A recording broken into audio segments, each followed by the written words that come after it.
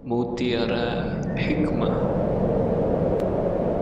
Nah, wadzalika bi umur, itu dengan beberapa cara. Yang pertama wuduhul khat, khatnya yang jelas, khatnya yang jelas, tulisannya yang jelas.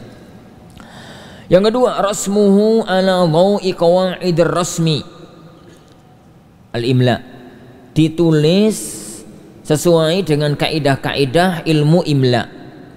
Makanya ikhwan, ilmu imla itu jangan diremehkan ya ikhwan. Ilmu imla yang kita pelajari itu standar internasional. Ya ilmu imla di dunia mana-mana ya semacam itu, jangan buat kaidah yang baru.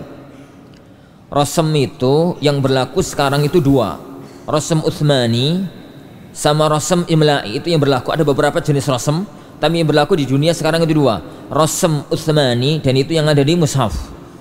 Yang kedua rasm imla'i dan itu yang di luar mushaf. Yang sekarang ini yang sekarang ada, yang sekarang berkembang. Yang sekarang itu berkembang rasm yani imla'i, rasm imla' yang ada sekarang.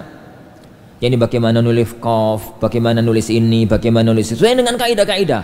Mau dengan khat riq'ah, tatkala khat naskhi dengan khat riq'ah itu qaf kan beda tulisannya, beda dikit. Tatkala khat ini, tatkala khat itu berbeda. Jadi kaidahnya jelas gitu loh. Pakai khat opo, ojo khat gado-gado. Dia naskhi gak, kufi enggak, yani farisi enggak, riq'ah juga enggak. Iki khat opo ngono lho. Khat gado-gado. Ini fa apa qaf. Kalau riq'ah ini qaf, kalau naskhi ini fa. Sing bener yang mana? Khatnya apa? Gak jelas. Kalau ini riq'ah, ini sin. Kalau ini naskhi, ini sa. Iki apa iki? Gak jelas semua jadinya. Ini gak jelas semua jadinya. Qawaidur rasm jangan diremehkan. Ini ada banyak ikhwah itu ilmu-ilmu semacam itu dianggap kacau balau. Ana yang di Mahat Ali itu yang jadi pusing ya ikhwan. Ana Mahat Ali tulisannya kok ceker ayam. Ewek. Gak jelas. Ini bacanya apa gitu. Jadi gak harus bagus ya ikhwan. Bagus dan gak bagus itu nasib. Ya kayak antum ganteng karo enggak ngono nasib. Tulisan bagus dan gak bagus itu nasib. Tapi benar dan tidak itu perjuangan, itu usaha. Benar dan tidak sesuai dengan kaidah-kaidah ilmu rasm itu perjuangan. Dan antum tahu lah, jadi rasm-rasm yang ada. Rasm yang paling kondang itu kan dua, naskhi sama riq'ah.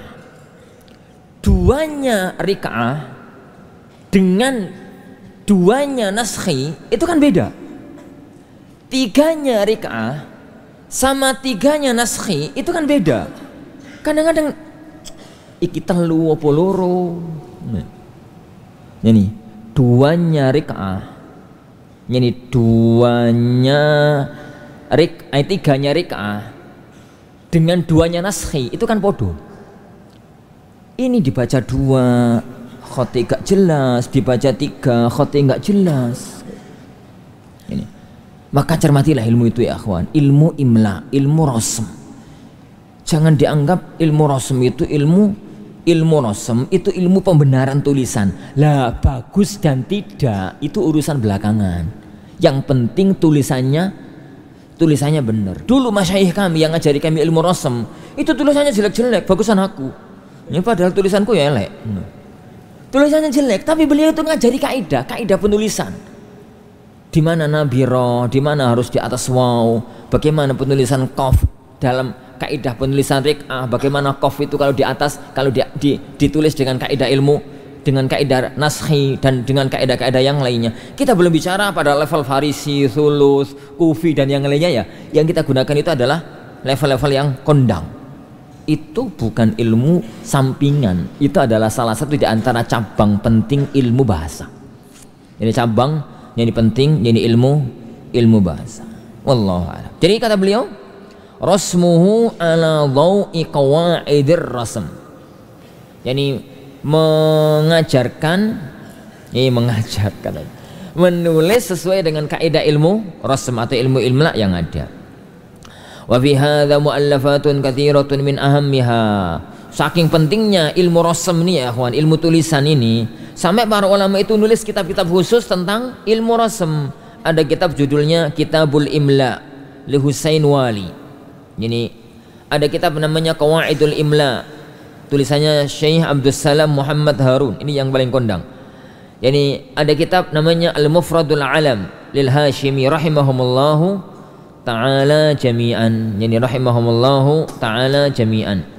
Nah, yang ketiga, an-naqtu lil mu'jami wal imhalu lil muhmali. Kasihan titik kalau untuk huruf-huruf yang punya titik. Jangan kasih titik untuk huruf-huruf yang nggak punya titik. Itu maksudnya. Jadi itu maksudnya. Makanya kalau antum baca kitab, itu kan kadang-kadang ada lafadz, tahu ya? Hah? Ada lafadz misalkan alif, lam, terus ain, ya, nun. Belakangnya kadang-kadang ada tulisan al-mu'jamah, kadang-kadang ada tulisan al-muhmalah. Itu apa maksudnya? Al-mu'jamah itu yang ada titiknya, berarti bacanya al-ghain, al-mu'jamah. Kalau al-muhmalah itu yang nggak ada titiknya, berarti bacanya al-ain, al-muhmalah. Kenapa para ikhwan azani Allah wa iyyakum? Banyak huruf itu beda maknanya hanya gara-gara titik. Jadi hanya gara-gara titik.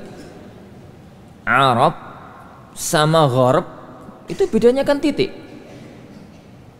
Bilisanin Arabi, coba ainnya kasih titik atas.